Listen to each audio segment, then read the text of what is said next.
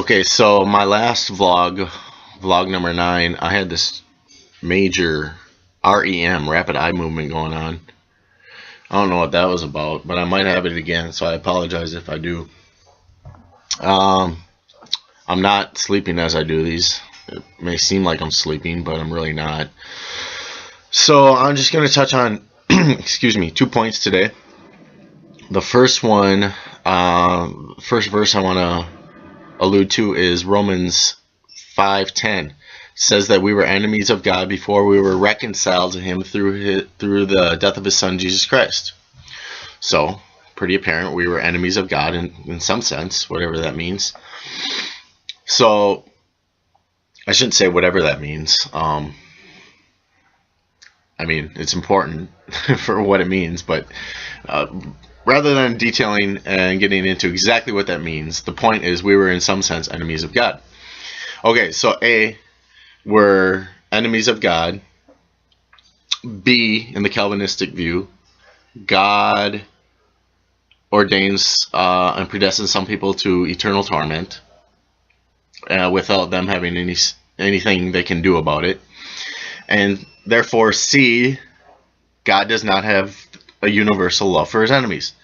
Yet in Matthew 5:44, Jesus clearly says, love your enemies and pray for those who persecute you. So is God demanding something from us that He Himself doesn't do?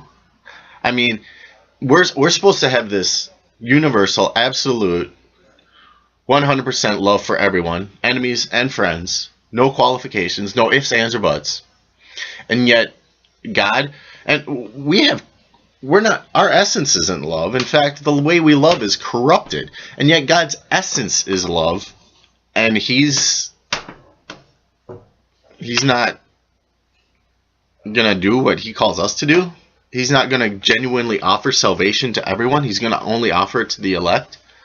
And we touched on this in an earlier vlog, but the definition of love, unless it loses its meaning, how is that loving in any way?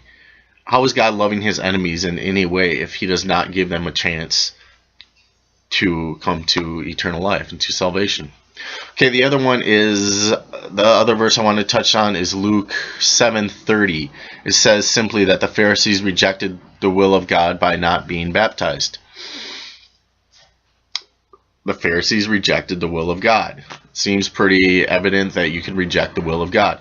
Now the Calvinist response, and I have to address this, is, well, that's God's moral will.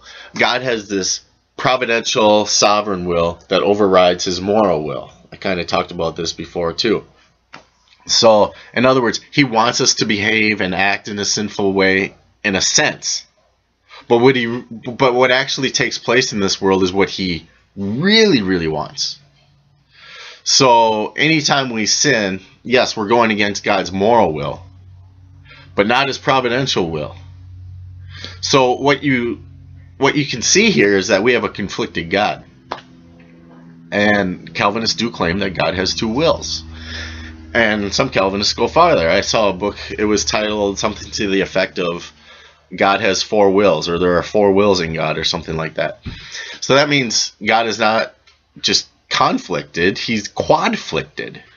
Okay? And you got this God in Calvinism that wants this, but he really desires this, but maybe he'll do this. And you just come up with this, like I said, really conflicted,